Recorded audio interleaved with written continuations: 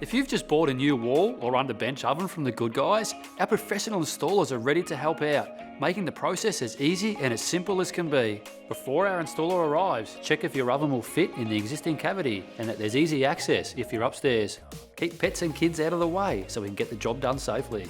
Our service is a changeover service, which means we will install the oven into your existing cavity and connect it with existing utility connections. If your installation requires additional cable, copper, or a connection upgrade, we're upfront about additional charges. Now let me take you through the installation process step by step so you know what to expect. Step 1. First up, our installer will inspect your connections and installation point. Step 2. Our installer will remove your old oven. Step 3. Our installer will install your new wall or underbench oven to your existing cavity and connections.